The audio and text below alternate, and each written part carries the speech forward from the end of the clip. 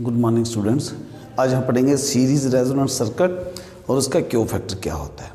Series resonance circuit, आपने L C और are का सर्किट जो था वो हमने पढ़ा था पिछले लेक्चर्स में।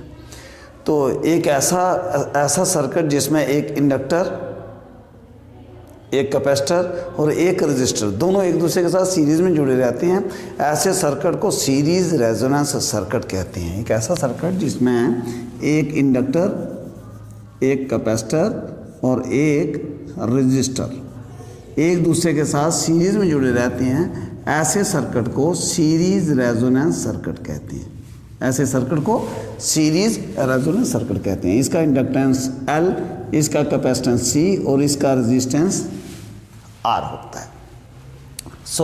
ऐसा सर्किट हमने पिछले लेसन में हमने आपके साथ डिस्कस किया था। और इसका इम्पीडेंस किसके बराबर होता है? Impedance Z is equal to होता है √R² plus XL minus XC का स्क्वायर। ये हमने पिछले चैप्टर में किया था, जब आपके साथ डिस्कस किया था, जब हमने पावर पढ़ी थी। तो here XL is called as inductive reactance and XC is called as capacitive reactance. That is it is the hindrance or it is the obstruction to the flow of the current in a circuit in which you are having an inductor, and in case of the capacitive reactance, it is the obstruction to the flow of current in a circuit in which you are having only a capacitor. ये हो गए हमारे पास दो, एक inductive reactance और एक capacitive reactance. और inductive reactance XL जो होता है वो ओमेगा L के बराबर होता है, और XC जो होता है कैपेसिटिव रिएक्टेंस ये होता है 1/ωc, 1/ω इंटू C। अब होता क्या है कि जब लो फ्रिक्वेंसी होती है, लो फ्रिक्वेंसी पे XL जो होता है इसकी वैल्यू नेग्लिजिबल होती है, बिल्कुल कम होती है, और XC की वैल्यू वेरी हाई होती है। लेकिन जब जैसे जैसे धीरे धीरे फ्रिक्वेंसी बढ़ती जाती है तो XL की वैल्यू बढ़ती जाती है और XC की वैल्यू कम होती जाती है, और एक स्टेज ऐसी आ जाती है कि at which XL becomes equal to XC। और इस समय जब XL की वैल्यू XC के बराबर हो जाती है तो उस समय हम कहते हैं कि हमारा सर्किट जो है वो रेजोनेंस पर है, वो इक्विलिब्रियम पे है, वो एक स्टेबल कंडीशन पे है। एंड दैट इज जब XL XC के बराबर हो जाएगा तो Z किसके बराबर हो जाएगा जी? Z हमारे पास हो जाना है R² plus XL minus XL हो जाएगा, क्योंकि XC के बराबर है।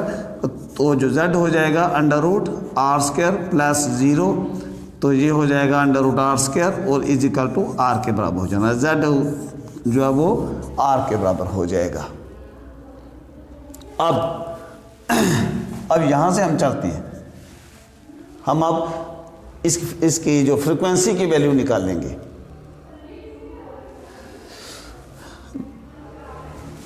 XL हमने कहा इज इक्वल टू XC के बराबर है। XL किसके बराबर होता है? ओमेगा L के बराबर होता है। यहाँ पर ओमेगा को हम ओमेगा R लिखेंगे कि it is at resonance, it is the frequency at resonance. Is equal to XC होता है 1/ω/R into C। Omega R इधर ले आओ तो ये आ गया ओमेगा R का square is equal to 1/L, इधर चला गया तो 1/LC। तो ओमेगा R किसके बराबर हो गया? 1/√L into C। अब ओमेगा जो होता है फ्रिक्वेंसी, इसको हम जानते हैं 2π/r हो जाएगा, इज इक्वल टू 1/√LC। तो यहाँ से µr किसके बराबर हो जाएगा? µr बराबर हो जाएगा 1/√LC into 2π, that is 1/√2π/L into C। तो ये जो वैल्यू है फ्रीक्वेंसी की, it is called as resonance frequency. इसको हम रेजोनेंस फ्रीक्वेंसी कहते हैं। अच्छा, अब Z हमारा हो गया R के बराबर, तो इम्पीडेंस किसका बराबर हो जाएगा? इम्पीडेंस इसका किसके बराबर हो जाएगा? इम्पीडेंस हम जानते हैं अपने Z यहाँ R के बराबर है, तो I0 हमने निकाला था पीछे।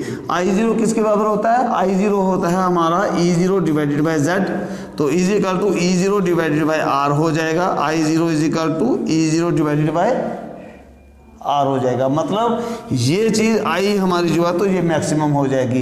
And this is called as impedance जो resonance current, and it is called as the resonance frequency. So ये आपको कभी कभी पूछा जा सकता है रेजोनेंस फ्रीक्वेंसी क्या होती है, और सीरीज रेजोनेंस सर्किट तो आपके इसमें सिलेबस में है ही। नो, इसके बाद नेक्स्ट हमारा छोटी सारी एक चीज़ पढ़ने के लिए आती है, that is the Q factor. Q factor या इसको हम क्वालिटी फैक्टर भी कहते हैं। अब क्वालिटी फैक्टर किसके बराबर होता है? क्वालिटी फैक्टर, अब जैसे अगर हमको कोई एक लेमैन ही बात पूछे कि क्वालिटी क्या है, तो हम कहते हैं इसकी जो एफिशिएंसी है उसके बारे में हम बात करते हैं। So quality factor or Q factor. So my dear students, Q factor of a resonance circuit is defined as the ratio of the voltage across inductor or capacitor to the voltage across the resistor. That is, it is denoted by the letter Q, that is the capital Q, and it is equal to VL or VC divided by VR. कि voltage जो होगी across inductor और capacitor to the voltage across resistor is called as the Q factor और the quality factor. और ये हमें जो indication क्या देता है, ये हमें ये बताता है कि ट्यूनिंग कितनी अच्छी है एट रेजोनेंस। अब हम अलग अलग करके निकाल लेते हैं कि अगर if Q is equal to VL by VR है तो क्या होगा, and if Q is equal to VC divided by VR है तो फिर Q की वैल्यू अल्टीमेटली किसके बराबर आती है। तो हम ये देखने का प्रयास करेंगे कि क्या ये एक ही जैसी रहती है या अलग अलग तो नहीं हो जाती है। तो अगर Q is equal to VL बटे VR है तो VL जो है तो वह किसके बराबर आ जाएगा, omega R into L into I divided by R into I. ठीक है जी, ये I और I हो जाएगा कैंसल, तो हमारे पास बचा omega R into L divided by R। अब ओमेगा R अभी हमने पढ़ा किसके बराबर होता है, ओमेगा R होता है omega R is equal to 1 by under root LC के बराबर होता है। अब ये भी हमने किया, तो यहाँ पर हम ओमेगा R की वैल्यू लगाएंगे तो क्या हो जाएगा, L बाई R ऐसे कैसे into 1 by under root L into C। अब इस L को मैं ये लिख सकता हूँ अंडर रूट L का square divided by under root LC, और ये 1 बाई R वैसे का वैसे। तो इज इक्वल टू, अब ये अंडर रूट इसका भी है तो मैं एक ही अंडर रूट लिख देगा हूँ, ऊपर L square divided by LC और यहाँ 1 बाई R है। ये L इस स्क्वायर के साथ कैंसिल हो जाएगा तो आंसर आ जाएगा 1 by R under root L divided by C। And so my dear student, this is Q की वैल्यू ये आपके पास आ गई, Q is equal to 1 by R under root L by C। अब हम देखते हैं कि if we are having BC बटे VR, तो क्या इस कंडीशन में भी सेम वैल्यू आती है या चेंज हो जाती है। Q is equal to VC की वैल्यू हम जानते हैं 1 by omega R into C into I रहेगी, और डिवाइडेड बाई V जो इसकी VR की आ जाएगी R इंटू I। अब ये देखिए यहाँ पर I और I कैंसिल हो जाएगा एक दूसरे के साथ, हमारे पास क्या बचा 1 by omega R into C into R बचेगा हमारे पास। अब देखिए हम क्या करेंगे, ओमेगा R की वैल्यू इसमें लगाते हैं। ओमेगा R हम जानते हैं किसके बराबर होता है, omega R is equal to, ऐसे हम इधर लिख भी लेते हैं, omega R is equal to 1 by under root LC, तो इसकी वैल्यू यहाँ पर पुट करेंगे तो ये आ गया 1 by CR into 1 by under root L into C। Okay, ये आ गया RC, ओमेगा R की वैल्यू 1 बाई, ये है तो ये सॉरी ये तो क्या, ये आ गया 1 बाई, यहाँ आ गया 1 by under root L into C, omega R की वैल्यू आ गई। अब ये बटे का बटा है तो ये ऊपर चला जाएगा, तो सो ये बन जाएगा under root LC divided by R into C। ठीक है, तो इज इक्वल टू, अब हम क्या कर सकते हैं, इसको ऐसे ले सकते हैं under root L into C 1 by R, ऐसे रहने देता हूँ, तो इस C को मैं लिख सकता हूँ C का स्क्वायर। अब इसका भी अंडर रूट है, इसका भी अंडर रूट था, अंडर रूट A के साथ हम लिख देंगे तो हमारे पास क्या आ जाएगा, under root LC divided by C का स्क्वायर। अब ये c इस स्क्वायर के साथ कट जाएगा तो हमारे पास क्या बचेगा 1/r under root L divided by C. And so my dear students, यहाँ हमने देखा कि अगर हमारे पास जो Q is equal to V L बटे वी सी हो, अगर क्यू हमारे पास वी एल बटे वी आर हो तो हमारे पास क्यू की value 1/r into L by C आ गई। अगर हमारे पास क्यू वी सी बटे वी आर हो तब भी हमारे पास क्यू की वैल्यू जो 1/r under root L by C आ गई। अब यहाँ से हम एक बार देख सकते हैं कि अगर हमारा r इंक्रीज हो, अगर हमारा रेजिस्टेंस बढ़ना स्टार्ट हो जाए तो हमारा क्यू फैक्टर डिक्रीज होने लगता है।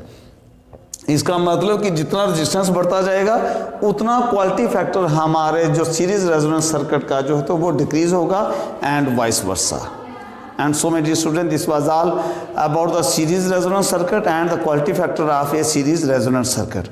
आई होप आपके दिमाग में अच्छे से बैठ गया होगा। Even if you feel any problem you are free to write your comments in the comment box